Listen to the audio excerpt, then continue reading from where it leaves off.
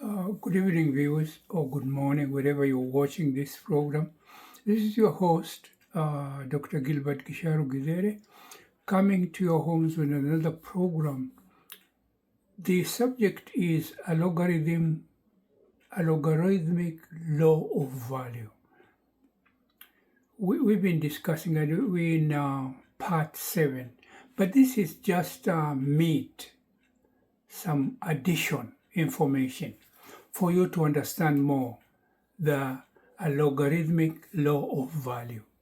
It's my own original idea to replace for example, the structural law of value by Jacques Bourriard in 1983. He came up with a classical value. There are all kind of theories about economics of value. And I know you know where to fit this one. It's just that I'm trying to bring more information to see whether the idea is a new paradigm or it can help us, perpetuate the idea of cryptocurrencies and Bitcoin mining, and how you have products which are digital and they can be marketed in that economy. So we are trying to see, do technical objects or machines have some form of existence? And we have been borrowing facts from Gilbert Simondon.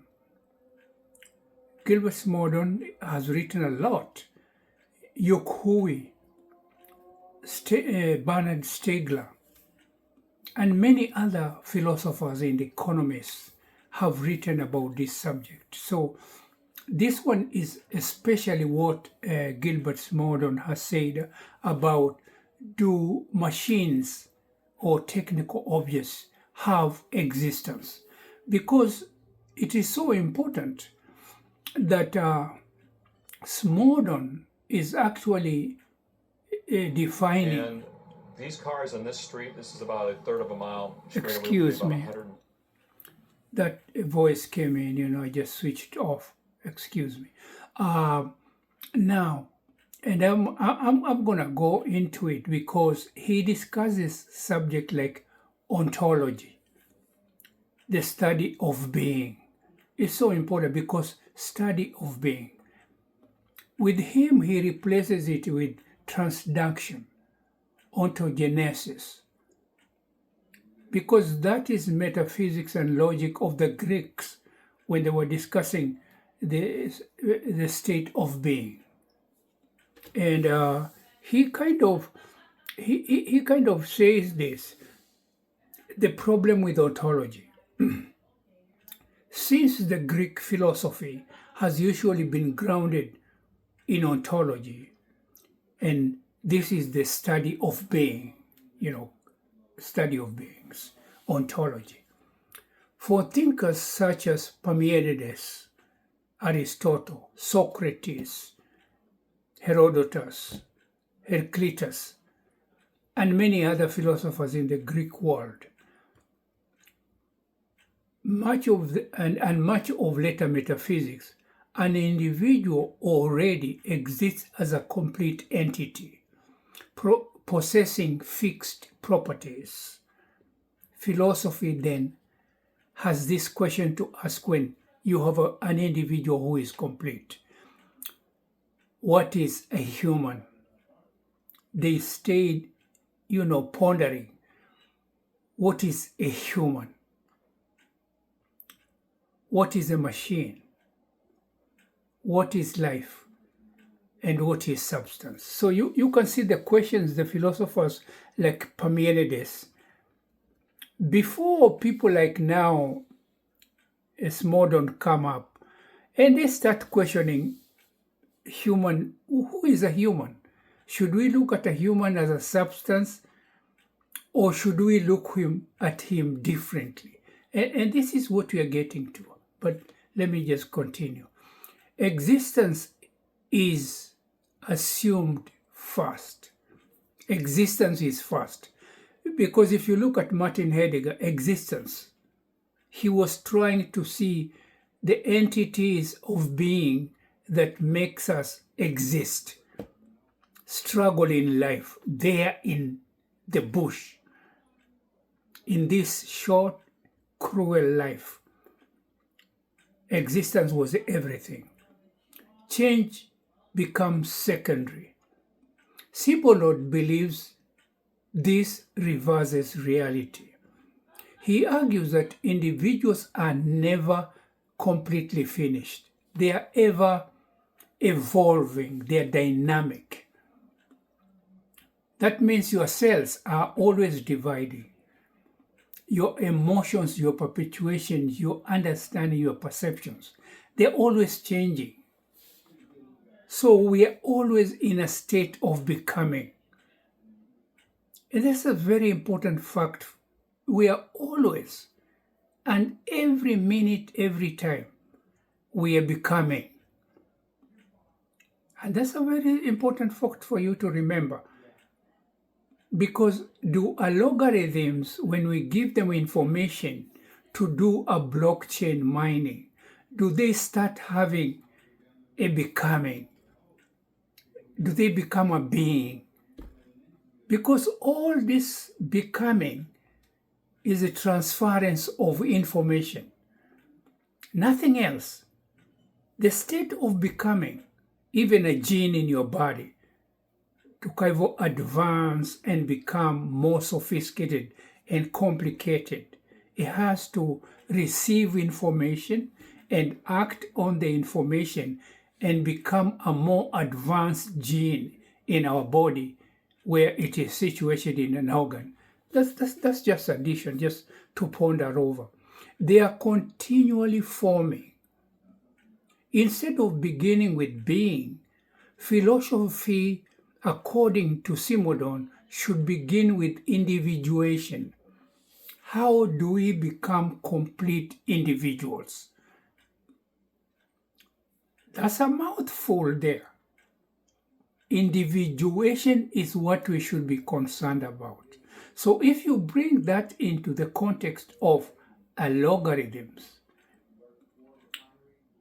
then, and they're individuals, they're individual items, do they continue to become individual in the individuation system, in that essence of individuation? So he says, Simondon says, thus, being is not primary. Individuation is primary.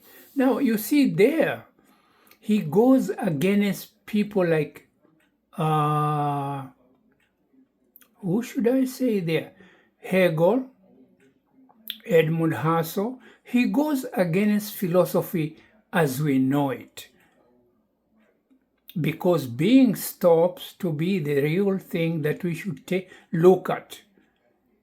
And in Being and Time, you can see Martin Heidegger looks at being and how we exist, and time is so important in existence. So if you have read Martin Heidegger, you can see Gilbert Simondon, Bernard Stiegler, and Yuk Hui,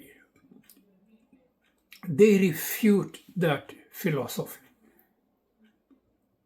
And that's what I'm getting at. Why ontology fails.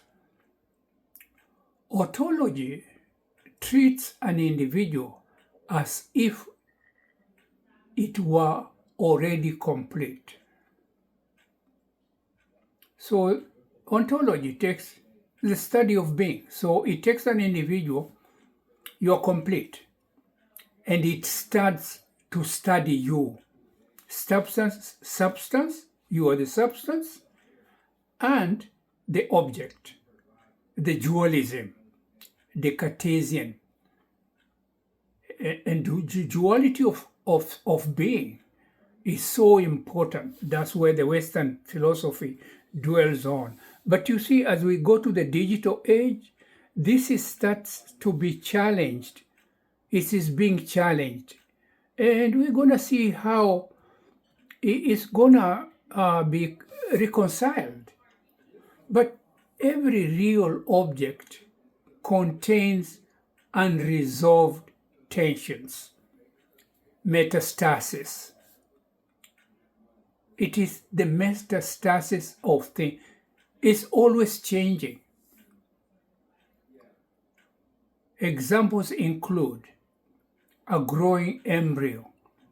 We start from this tiny embryo in our mother's wombs, connected with an umbilical cord to the mother, and we feed and we develop from an embryo. A cell, two cells connect, and the information travels and tells them what to do, tells all.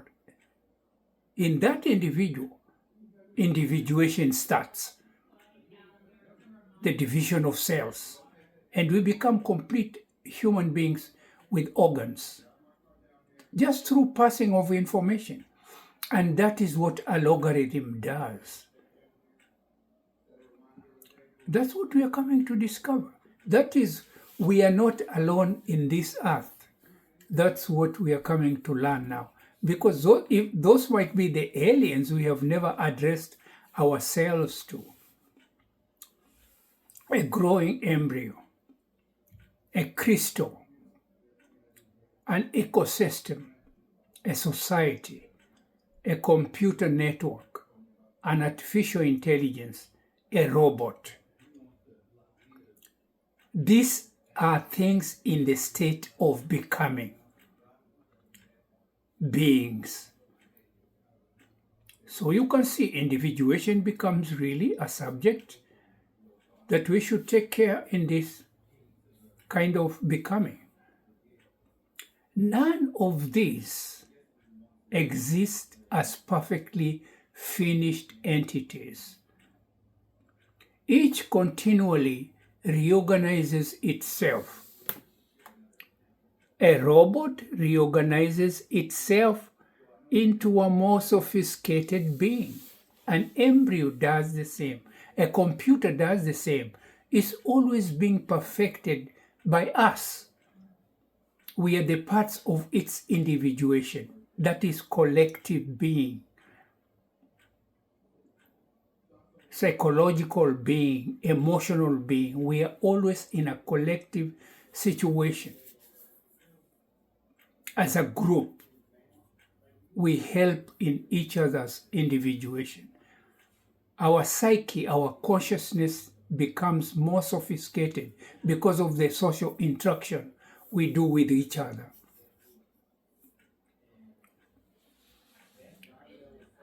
Ontology cannot adequately explain this continual emergence because you see, ontology as a subject was not developed for this new paradigm of the 21st century.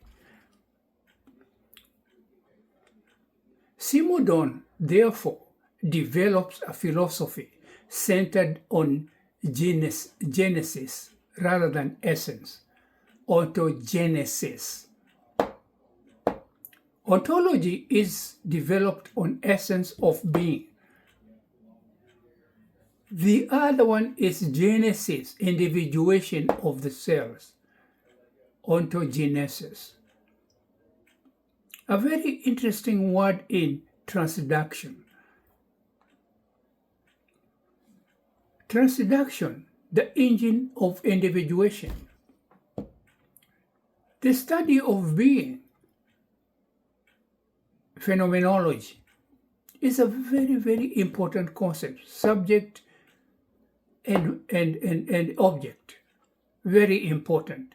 But in individuation, which replaces ontology, transduction replaces ontology.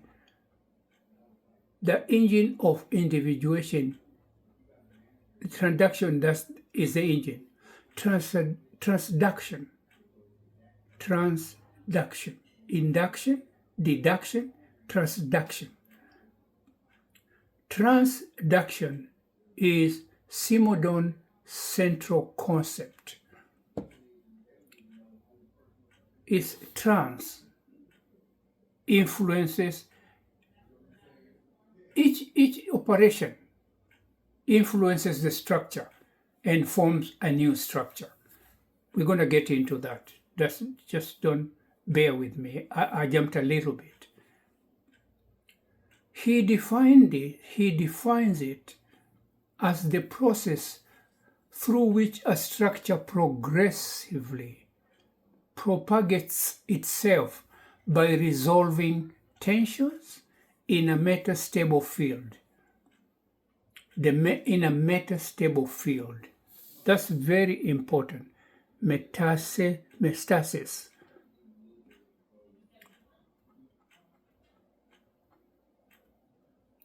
And as I said earlier, this subject we are dealing with here is just addition of the parts we have studied.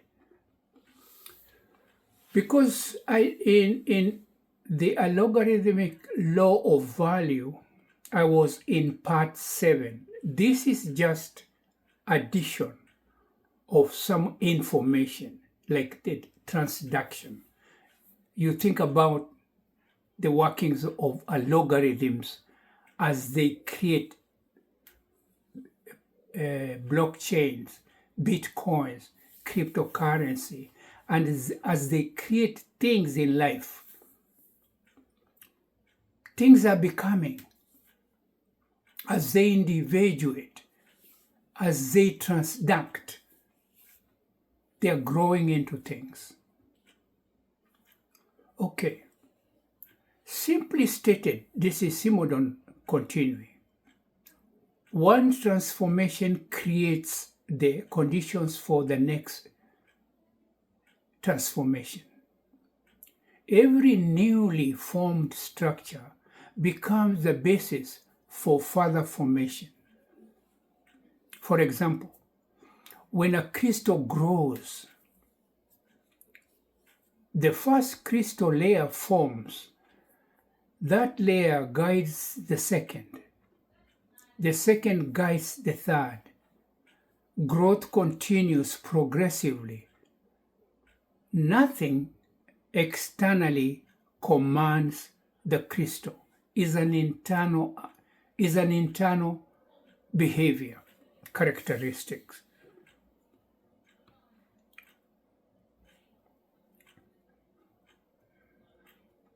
And this is going to make us kind of comprehend what we have been covering in the logarithmic law of value. Even in just Bitcoin mining itself, the nuance, the hash, it kind of brings it more clear. Because it's like a raindrop. It starts with a particle in the atmosphere. And as it gets colder, the moisture condenses around it. And as that becomes the germ, the core of a formation of a raindrop. And then as it gets the water crystal or droplet gets heavier, it drops down as rain. But it was a dust, very minute piece, floating in the air. Transduction, for that matter, replaces deduction and induction. Because in the process of substance and object, deduction reducing from the big item to smaller items. Induction, adding onto a smaller thing, you add and you get a bigger thing. Simple.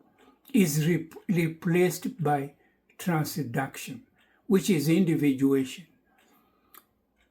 It's like, I think it is Occam's razor? Occam's razor. We start from simple particles, simple things, to bigger things. Deduction. General law continues to be particular case.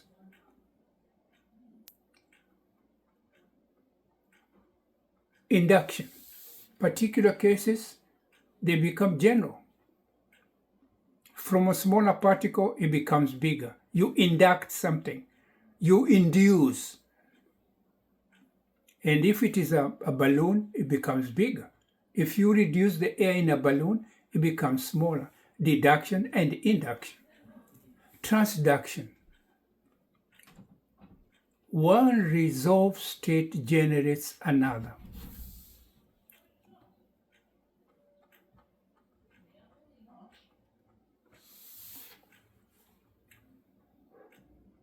Reality invents itself progressively. Reality is never a complete thing in Simondon's world. Reality, it progressively. Knowledge, therefore, follows becoming rather than imposing categories beforehand. Is incremental. Knowledge is incremental. Pre-individual reality. Before individuation, there exists what Simondon calls the pre-individual. Being and thought is a priori, is before us. If you imagine the two cells coming together to form life, they are not individuals. They are pre-individual. But when they connect and become a human being, they have started individuation, the act of individuation, building a human being. Before individuation, there exists what Simondon calls pre-individual. That's a deep concept. Pre-individual is not chaos. It is a reservoir of unrealized potentials. Look at that. It is a reservoir of unrealized potentials, energy, stored energy. And that's what makes us human beings. Because the cells which join together, they have got so much energy derived from information. And they start to individuation. Within it are tensions and energies, I say that.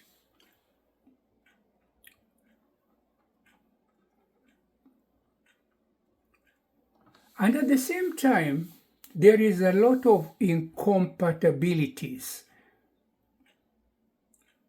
indeterminate Hegelians, determinates and indeterminates,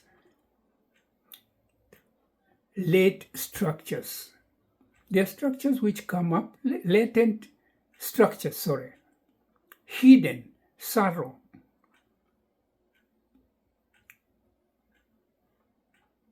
The nuances of life. These have not yet become individuals. They are becoming.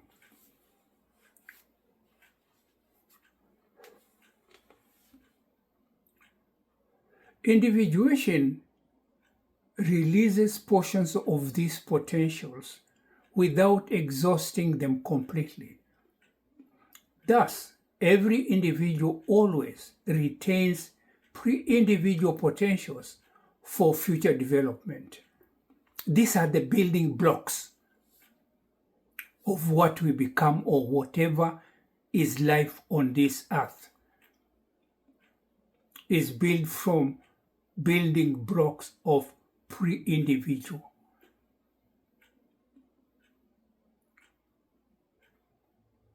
And these are potentials. And they come in packages of information.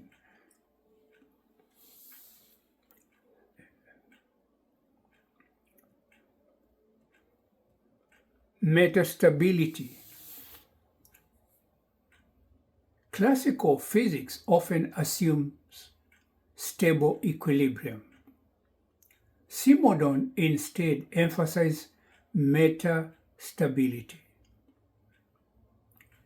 One time something is really balanced, a ball on a pedestal, really balanced. Then something happens, it is disturbed, and it goes to search for another level. And it finds another pocket on a lower area. Or it might find a force, skip the lower value, and go to a more higher value of stability.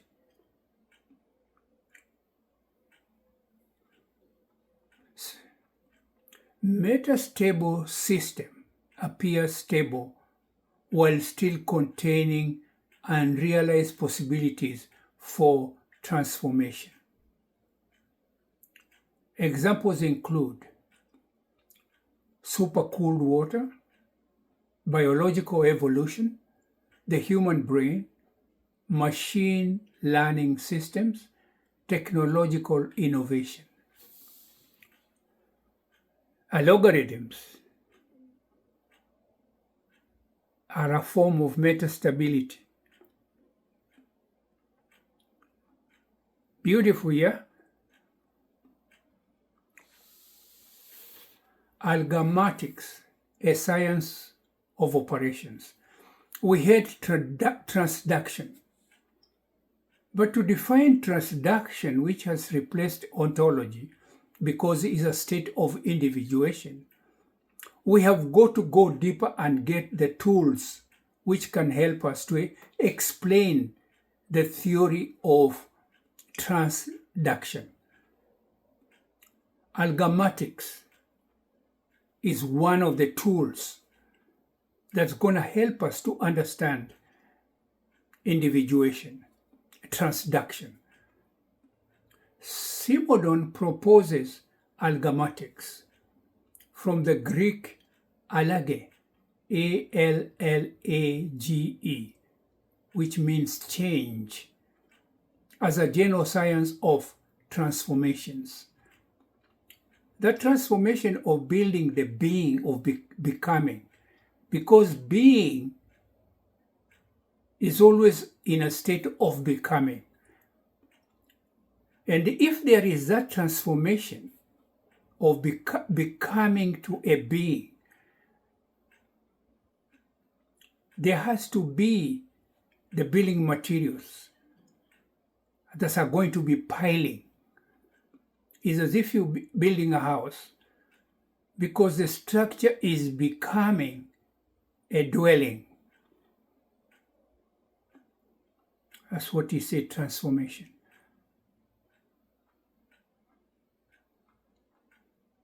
Ontology, by nature, studies static beings. Static beings. Ontology, study of being.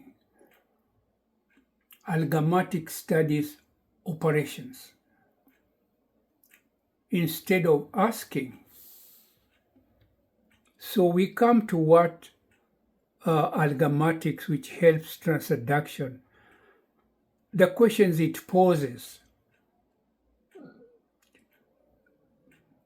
It's like when you're reading Phenomenology by Edmund Husserl, the historicity becomes important. You know, phenomenology, experience. So that consciousness is assumed. That's the other side of the philosophy, ontology, study of being. But this is transduction. So let me not overlap the two very much. But you can go back and read Edmund Husserl on the topic of phenomenology, or Hegel. The creation, then you need the accumulation or the formation of consciousness as we become human beings. The subject of substance and matter, subject and object, thus ontology. Now, algorithmics asks, how does it transform? How do its operations propagate? How does it exchange information? How do new structures emerge? And that is computer. Lebanese, Adler. They're asking these questions. Existence is therefore understood operationally. In transduction, existence therefore is understood through process of operation. A machine exists because it continually undergoes structured transformation. Now, we are, as human beings, and this is important, we are trying to accommodate machines. You cannot have things helping you so much in your life and you don't understand them, how they are performing. That will shortchange yourself as a human being. You go to understand machines now. And at times, if you will have a robot in your house and you can tell it, make me a cup of coffee, sometimes you'll reach a point where you go to ask it, how are you feeling today? Or just to understand, how to understand it and accommodate in your life, because it will give you a better service. Is it going to be sorrowful sometimes? What kind of sorrowfulness is it going to have? These are the deeper questions. We are just touching the surface. Because with nanotechnology, we're going to reach to realize that, oh, actually we were looking for aliens, and aliens have been around us all these years. The only thing, we did not have the philosophy of defining them. The Swahili people always have this saying that kikulacho kingoni mwako. What eats you up is already within you. It's never external. It's always within you, but you don't know. Until one time you realize, oh, this thing which is making me feel this way is internal. My sadness is not external, is internal. And I can deal with it internally, and I'll be okay. That's a study for another day. Analogy replaces ontological entity. Identity. Identity is a very, very important word. I want you to keep it in mind, identity. A thing becomes what it is because it has a certain identity. And you can only be you if we can identify you, either by your facial outlook, your thumb print gives us your identity. Analogy replaces ontological identity. So you can see here, analogy replaces ontological identity. Traditional philosophy then often compares entities through identity. Ontology, traditional philosophy. You will compare things in order to understand them. Simondon instead uses analogy. Analogy compares relationships rather than substances. And now, because I have been on this subject and it's a very deep one, I want to go over 35 minutes or 40. Let's just say I have even gone very long, but it's good because this is just the meat to add on to what I had given you in the logarithmic law of value. You can even see some things are starting to make sense.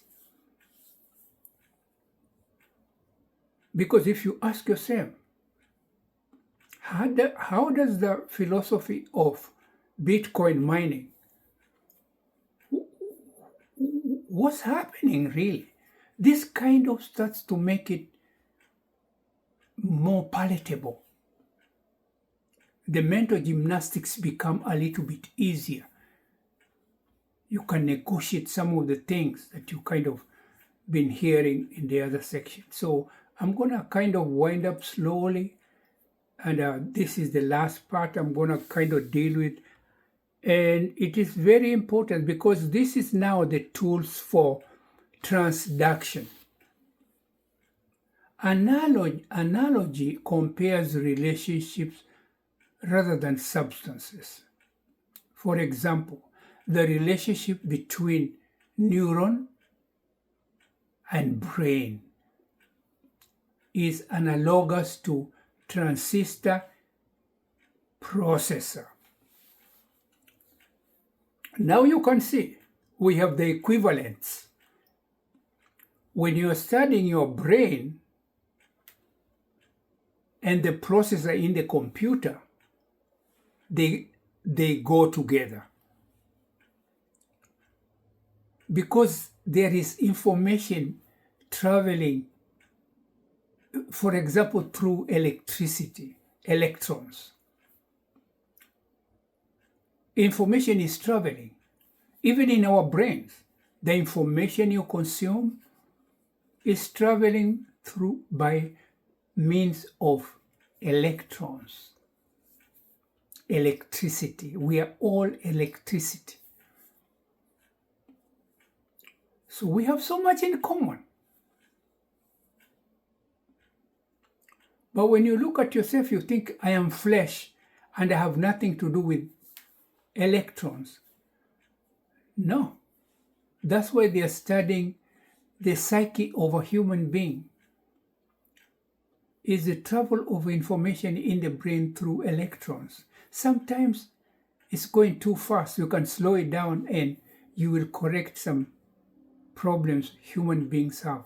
That's a subject for another time and for another group of people. Cannot deal with everything.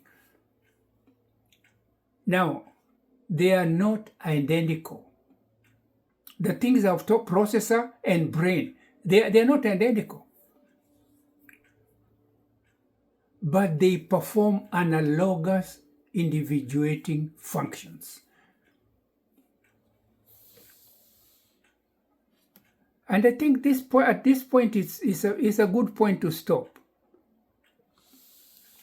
So we stop at processor and the brain. Because when I say a processor, a thermostat has a processor. And that's why it can tell us what is the temperature of the room. And our skin and our senses can actually sense it's getting hot in this room. So until we come to your homes again, those people who follow me and you're doing a certain study, bye for now until we meet again. Digest what I've given you, and then we're going to continue now.